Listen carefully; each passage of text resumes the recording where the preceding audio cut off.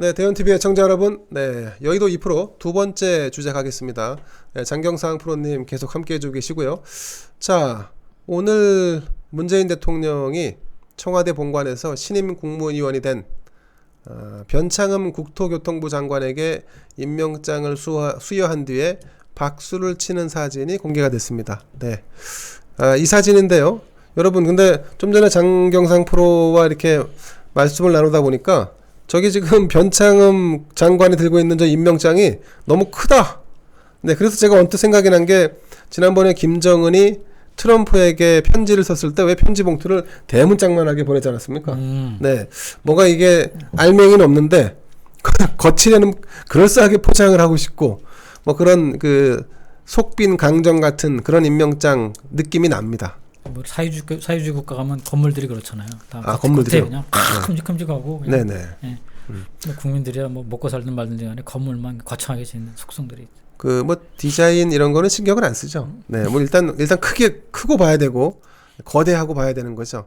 자, 두 번째 주제의 주인공 바로 이 변창흠 국토부 장관인데 이 변창흠은 과거 서울시 산하의 SH공사, 네, 서울도시개발이라고 하는 서울도시개발공사, 서울시에서 예산을 넣어서 서울시 시민들에게 그 저렴한 집을 제공해주는 주택공사처럼 LH공사 같은 역할을 하는 곳입니다.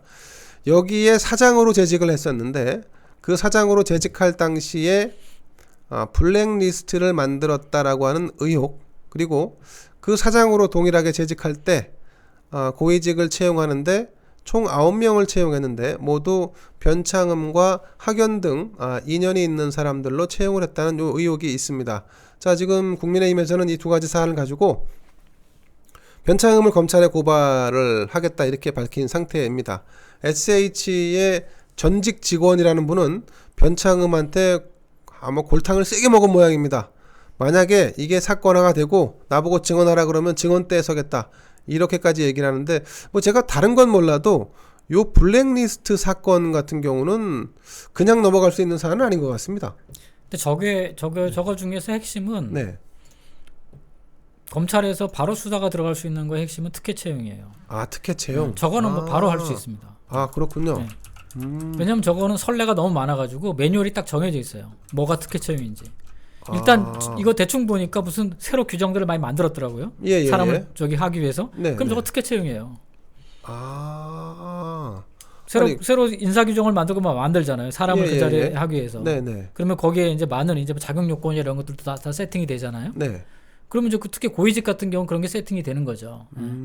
왜냐면 기관에서 고위직을 만들기가 쉽지 않아요. 그렇죠. 3급 이상, 소위 얘기해서 이제 저런 이제 공공기관에서 3급이라 그러면 대개 여기서 정부의 주무부처에서도 과장급 이상이에요. 선임과장 이상급의 지위를 말하는 거예요. 굉장히 쉽지 않습니다. 정부 부처에서도 과장 자리를 새로 만드는 게 쉽지 않아요. 여기 같은 경우는 지금 이제 1급부터 뭐 4, 5급까지 이렇게 쭉 직급이 나눠져 있는데 1급 자리에 그 고위직을 채용을 하면서 변창흠이 자신이 인연이 있는 사람들을 주로 채용을 했다. 근데 물론 변창흠은 특혜 채용은 없었다라고 주장을 하고 있습니다만, 하지만 일반적으로 볼 때 야, 이거 다 변창흠이랑 학교 동문이지 뭐 다 아는 사람인데 이거 누가 봐도 특혜 아니냐, 이렇게 지금 주장을 하고 있는 거죠. 그러니까 어떤 조직이든지 간에 딱 기구가 세팅이 돼 있어요. 무슨 하늘에서 떨어진 게 아니고 수십 년 동안 내려온 거기 때문에. 뭐 인사는 뭐 이렇게 한다라고 해서 기구들이 다 쭉 있죠. 있는 거예요. 그래서 이 기구들을 크게 건드리지 않은 범위 내에서 그 각각의 기구들을 사람을 교체하는 건데 문제는 뭐냐면 새로 기구를 만들어요. 신설한다고요. 신설 인사위원회 뭐 이런 거 말이죠. 아니 무슨 예를 들어서 뭐 홍보실을 별도로 만든다든가 무슨 조직을 별도로 만든다든가. 그래서 개방직을 늘린다. 그렇죠. 그 일종의 이제 위인설관이 될 수도 있는 건데. 근데 그거는 일단 의심할 수밖에 없어요. 왜냐하면 그 사람이 왔다 해서 새로 일이 생기는 게 아니거든. 그렇죠. 조직이라고 하는 건 일이 기본적으로 세팅. 특히 뭐 저기 서울 개발공사 같은 경우가 무슨 집 짓는 데인데 무슨 뭐 일이라고 하는 게 뭐 새로 생길 게 뭐가 있어요. 그렇죠. 뭐 그냥 오랫동안 해왔던 게 그냥 쭉 이어지는 거죠. 근데 그것도 고위직. 저쪽에서 1급이라 그러면 지방 공공기관에서 1급이라 그러면 정부 부처의 국장급을 얘기해요. 3급 이상. 부의사관 이상을 얘기합니다. 그럼 자격 조건이 그렇게 돼요. 그렇군요. 3급 이상을 지낸 사람이 오게 돼 있어요. 국장 속에서 부의사관 그래서 이제 정부 부처에서 국장으로 보직 국장을 못 받은 사람들. 그럼 이제 위성으로 막 돌죠. 그럼 그런 사람들이 올 수 있는 자리가 돼요. 아, 그렇군요. 그러면 그렇게 세팅을 했다는 거예요. 왜 고위직이겠어요? 아, 예. 기본적으로. 인사가 있기 전에 인사와 관련된 새로운 시스템을 만들거나 조직을 만든다는 것은 그러니까 누군가를 그 자리에 하기 위해서 염두에 두고 만드는 거예요. 그렇군요. 왜냐하면 그 기능이 필요했으면 진작에 누가 만들었을 거예요. 그럼 이것도 좀 전에 말씀하신 대로 검찰에서 수사하면 금방 나오겠네요. 저거는 특혜 채용은 금방 조사 금방 가능해요, 저거. 아, 그렇군요. 네. 기본적으로. 자, 뭐 이건 뭐 다 변창흠이랑 뭐 학연 뭐 이렇게 좀 엮여 있다는 건데, 자, 조사하면 나올 것 같고, 요 블랙리스트는 어떤 거냐면, 이게 2017년에 처음 불거졌습니다. 그 국회 국토위 서울시 국정감사에서 제기가 됐었는데, 당시에 김성태 의원이 SH공사 1, 2급 주요 간부들의 정치 성향과 박원순 서울시장과의 친분을 동그라미, 세모, X 이렇게 구분했다는 겁니다. 자, 그리고 진보 X냐 아니냐, 진보 개혁이냐 아니냐, OX, 박원순 라인이냐 아니냐, OX 이렇게 표시를 하고, 그 다음에 X로 표시된 사람들은 실제로 인사상 불이익을 줬다는 거 아닙니까? 이게 그 박근혜 대통령이 받았던 블랙리스트라고 하는 거는 실질적인 게 없어요. 서류만 있는 거예요. 예. 조사 자료. 조사만 했다. 이 사람의 그냥 컬럼이라든가 이상의 활동 경력이라든가 이렇게 해서 이 사람이 진보 쪽으로 분류가 된다라고 하는 분류표만 있는 거지. 이 사람들이 실질적으로 불이익을 받은 게 없어요. 아, 그렇군요. 예산이든 뭐든 불이익을 받은 게 단 한 건도 없어요. 아, 예. 근데 이 정부 들어서 한 적폐청사라는 게 있어요. 적폐청사. 이건 명백히 블랙리스트입니다. 특정한 기준을 가지고 사람을 나눈 거예요. 블랙리스트의 핵심이 그거거든요. 지난 정부에 복역했냐 안 했냐, 그쪽에서 뭐 충실하게 일한 거 아니냐, 뭐 이렇게. 아시다시피 방송국이 그렇잖아요. KBS부터 얘기해서. 예. 결국은 이거는 2011년도니까 이 적폐청산의 일환으로 벌어진 일이에요. 이게 전 부처와 전 공공기관에 다 벌어진 일이에요. 그러네요. 네. 예. 이거 사실은 윤석열 검찰이 조사하면 됩니다. 그렇죠. 블랙리스트 특혜 채용 윤석열 검찰이 전문가입니다. 그렇죠, 맞습니다. 예, 맞네요. 전문이에요. 그 윤석열 총장 뭐 얼마 안 남으면 할 거 많아요. 할 일 많습니다. 여러 가지 할 거 많은데 할 일이 엄청 많네. 이 적폐청산 이것도 윤석열 검찰이 단초를 꿰고 나가야 돼요. 그럼 조사의 단초를. 문재인 정권 끝나기 전에 신적폐청산을 7월 말까지 쭉 가동하면 되겠네요. 이거는 블랙리스트, 그러니까 적폐청산이라는 것 자체가 블랙리스트를 내포하고 있어요. 리스트 작성을 내포하고 있어요. 왜냐면 적폐를 청산하면 적폐를 기준을 정해야 될 거 아니에요. 그렇죠. 우리 편 사람을 기준으로 정하는 그 순간 이게 블랙리스트가 돼요. 그러네. 내 편, 네 편 이렇게 나눠지게 되니까 말이죠. 그거는 불법이에요, 사실은.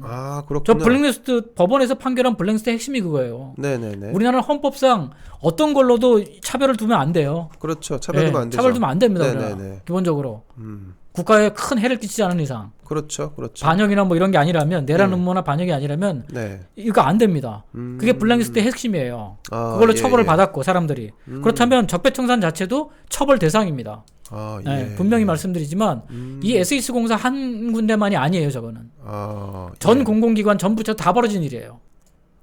그러면 뭐 조사하면 다 나오네요. 적폐청산위원회 전체를 조사하면 됩니다. 국회도 사실은 저 블랙리스트 사건이 저기 변창흠의 문제가 아니라 이 정부가 시행했던 국정 초반에 시행해서 한 3년 동안 끌었던 적폐청산위원회라는 거, 그 위원회 자체를 청산해야 돼요. 그렇군요.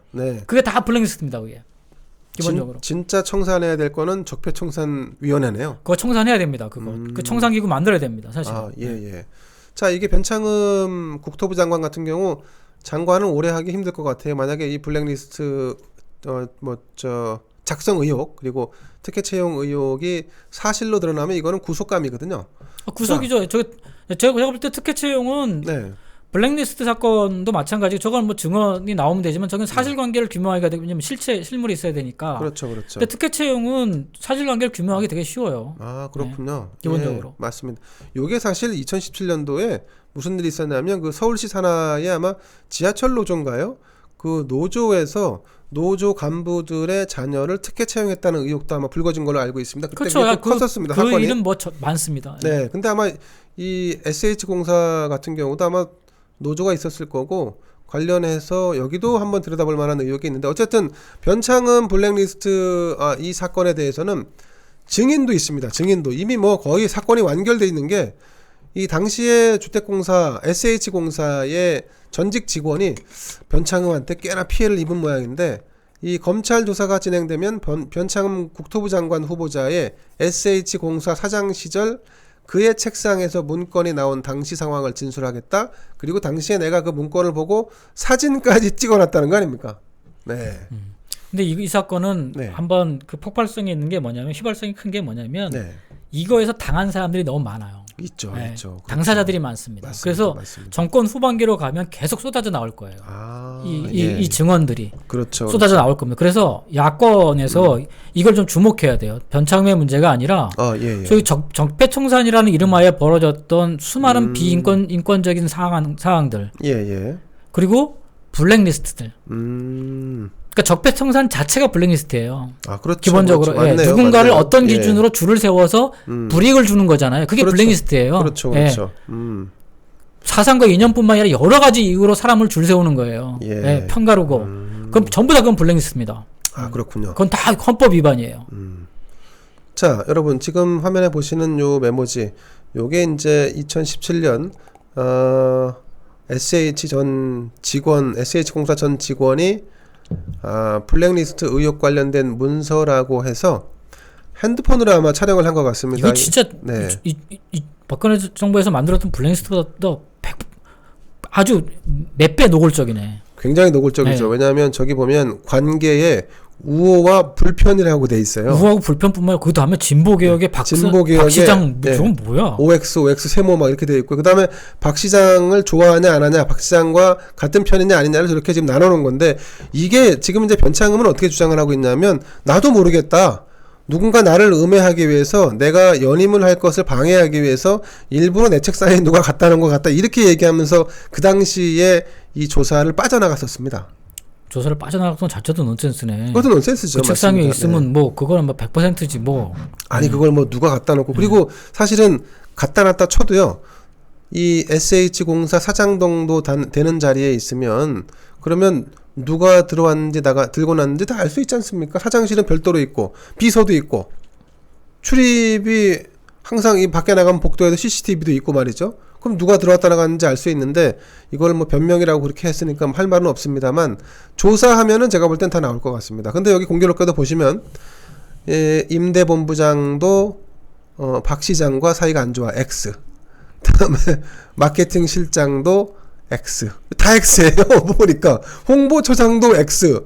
기획경영처장도 X. 다 자르겠다는 거죠. 재무관리처장 이거 뭐 다 바꾸겠다는 거죠. 다 바꾸고 하겠다는 다 얘기죠. 바꿔야 된다는 거지. 그러니까 이게 이제 소위 말해서 변창흠이 SH공사 사장으로 오고 나서 이거 물갈이 하겠다는 것을 제일 먼저 했다는 거 아닌가 이런 증거 아닌가 싶습니다. 당연하죠. 네. 그 당시에 그 2017년도 그때면 적폐청산이 한창 꽃피울 때예요. 그렇죠, 그렇죠. 이 정부 맞습니다. 들어서 제일 먼저 한 게 뭡니까? 적폐청산이죠. 평가르기 하고. 전 기구에, 전 공공기관과 전 네. 부처에 맞습니다. 적폐청산위원회를 만들어가지고 네, 맞습니다. 사람을 다 뽑아낸 거예요. 네, 사람 그렇죠. 괴롭히고 나가라고. 맞습니다. 네. 좌천시키고 말이죠. 한직으로 보내버리고. 네. 안 되면 징계하고. 자, 변창흠 국토부 장관은 사실은 뭐 이 개인적인 전문성은 저 잘 모르겠습니다만 야당 같은 경우는 전문성도 없다고 주장을 합니다. 게다가 이 자질 문제가 또 있어요. 이 양반 무슨 저 스크린도어로 사망한 사건, 구역 그 사망 사건에 대해서도 개인이 좀 조심했으면 문제가 안 됐을 텐데 뭐 이런 얘기도 했었고 그 다음에 SH에서 제공하는 이 주택과 관련해서 공유 하우스로 뭐 식당을 짓자고 얘기를 하니까 야, 돈 없는 사람들은 밖에 나와서 음식 사 먹지도 않아. 뭐 이런 얘기. 돈이 있는 사람과 없는 사람으로 구분하는. 그리고 뭐 여자는 화장을 하기 때문에 뭐 블라블라 해서 불편하다 이런 얘기까지 이 전문성에 대한 의구심도 있고 그리고 두 번째는 자질과 인성이 안 돼 있다라고 하는 이런 문제 제기도 있었는데 이번에 문재인 대통령이 야당의 동의를 구하지 않고 26번째로 장관의 임명을 해버렸습니다. 6번째인가요? 26번째입니다. 7번째인가 8번째가 아니고? 아니 26번째죠. 이게 6번째. 이 노무현, 이명박, 박근혜 정권 시절에 그 세 정권을 다 합쳐서 야당의 동의를 구하지 않고 임명한 그 장관급 인사가 30명입니다. 근데 이 문재인 정권은 아직 임기가 남아 있으니까 세개 정권이 야당 동의 없이 임명 강행한 장관 숫자보다 많아질 가능성이 높죠. 인사청문회 차라리 폐지하는 게 나아요. 아니면 아니면 인사청문회에서 장관급은 무조건 그 국회 본회의에 동의를 얻어야 한다 이렇게 만들어 보면 되는 거 아닙니까? 그것보다 지금과 같은 인사청문회는 네. 존재할 이게 통과 의례처럼 돼버려 가지고 버티면 되는 것처럼 돼버려 가지고는 제가 볼 때는 괜히 그냥 차라리 그냥 대통령이 임명해서 전적으로 책임지게 해야지 그 편이 차라리 나을 수도 있어요. 미국처럼 진짜 철저하게 인사청문회를 하지 않는다면은 지금처럼 무슨 딸랑 무슨 뭐 2주 3주 만에 지금 이제 지명한 지 뭐 한 달도 채 안 돼 가지고 그렇죠. 미국같이 뭐 반년씩 걸리는 것도 아니고 인사청문회 한 번 하면 뭐 한 달 내내 하는 것도 아니고 이렇게 가지고는 자, 그럼 변창흠 국토부 장관이 이 블랙리스트 의혹 사건, 특혜 채용 의혹 사건으로 구속되기 전에는 그냥 장관직을 계속 하겠네요. 저 하죠. 뭐 저 사람은 뭐 지금 뭐 영광이죠. 뭐 본인으로서는 얼마나 좋아요. 서울시에 있다가 공사의 사장으로 있다가 장관이 됐는데 LH 공사 사장도 아니고. 저 김수현 그 전 청와대 정책실장 라인이라는 거 아닙니까? 어쨌든 승승장구하고 이런 사람들이 장관까지 해먹는 거 보면 어떨 때는 막 짜증이 좀 납니다. 저런 사람들은 국민들의 삶에 관심이 없어요. 관심이 없죠. 제가 말씀드리지만 굉장히 선민의식이 뚜렷한 사람이에요. 그러니까 좌파가 그게 아주 더합니다. 제가 말씀드리잖아요. 전이본능이라는 게 있다고 좌파는 훨씬 더 강하다고 그게 기본적으로. 출세욕도 강하고요. 출세욕이 아니라 원래 자기들이 세상을 이제 저기 장악해야지 그게 정의라고 생각하는 사람들이잖아요. 쥐락펴락 해야 된다. 그게 우리가 약자를 보호하는 사람들이기 때문에 짜증난다. 참. 근데 약자가 정의가 아니잖아요. 그게 거기 모순이 생기는 거예요. 약자가 정의가 아닌데 약자 편을 드는 것이 정의로 둔갑하는 거죠. 오늘날. 그러면서 정치에 이제 정의라고 하는 게 뒤덮는 거죠. 정치라고 하는 거예요. 정치는 정의하고 아무 상관이 없는 거거든요. 보세요. 정의하고 상관이 있는지. 상의가 없죠. 아무 상관이 없죠. 오히려 정의가 무너지고 있죠. 최소한의 법이라도 지켜주는 것이 정치의 기본이에요. 정치의 기본은 정의가 아닙니다. 그렇죠. 우리 모두가 합의한 최소한의 법을 지켜주는 거예요. 그게 속에서 정치의 본질 중에 하나예요. 그렇죠. 그래야지만 그다음부터 정치가 작동할 수 있어요. 제대로 정상적으로. 근데 저렇게 특혜 채용 의혹에 쌓이고 막말하고 매 저렇게 법을 어기는 걸 밥 먹듯이 하면서 저런 사람들이 특히 주장하는 게 뭐예요? 정의예요. 그래서 국민들이 거기에 속아 넘어가면 안 되는 거예요. 역겹습니다. 토할 것 같습니다. 조국도 보고 추미애도 보고 다 보세요. 뭘 주장합니까? 법을 밥 먹듯이 어기면서 정의를 주장하는 거예요. 맞습니다. 지들은 법을 어기죠. 정의를 주장하는 사람들은 항상 여러분들이 의심해야 돼요. 그렇군요. 정의는 누구의 주장이 아니에요. 나에게만 있는 거예요. 정의는. 우리 각자에 있는 게 정의예요. 그것이 가장 코어가 뭐냐면 양심이라는 거예요. 그것이 정의의 핵심입니다. 그래서 내가 사람을 마구 때리지 않고 사람을 죽이지 않는 거예요. 그렇지. 그 뭐 약자를 보호하고 이게 정의가 아니에요. 그건 동정이지. 그러니까 인간성이 그 인간에 가지고 있는 본전적인 감성일 뿐이에요. 그건 동정이지 정의가 아니에요. 자꾸 우리가 착각하면 안 됩니다. 어려운 사람 도와주는 게 정의가 아니에요. 동정이지. 그렇죠. 인간이 가지고 있는 좋은 마음일 뿐이지. 그렇죠. 정의라고 하는 거는 전혀 다른 차원의 문제입니다. 내가 목숨을 걸고서도 내 몸을 던져서라도 내가 꼭 지키고자 하는 것이 있는가. 그럴 때 정의가 발동하는 거예요. 그렇지. 맞네. 기본적으로. 그건 지극히 개개인적인 문제예요. 그것 사람마다 다 틀립니다. 목숨 걸고 지키는 게 다 똑같지 않아요. 저도 손을 가지런히 모으고 앞으로 정의를 함부로 주장하지 않겠다는 말씀을 여러분께 드리겠습니다. 자, 여러분 두 번째 주제는 변창흠 국토부 장관의 여러 가지 의혹 관련된 내용이었습니다. 아마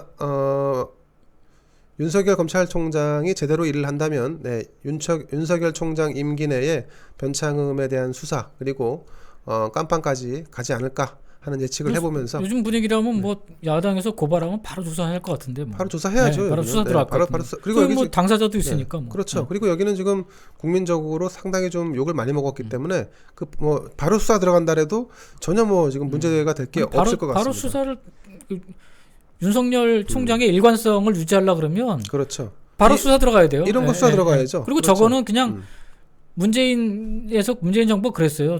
꼭 고발을 안 하더라도 검찰이 인지 수사를 할 수 있어요. 왜냐하면 고위공직자잖아요. 그렇죠. 인지 수사 가능합니다. 저건. 그렇군요. 저거는 네. 그냥 언론 보도만 가지고도 수사 가능해요. 이 정부 내에 있는 인사들 주장대로라면. 그러네. 네. 누가 꼭 고발하지 않아도 됩니다. 네, 자 그럼 변창흠 국토부 장관의 빠른 수사, 우리 윤석열 총장의 칼춤을 기대하도록 하겠습니다. 자, 두 번째 주제 여기서 마치도록 하겠습니다. 감사합니다. 고맙습니다. 네.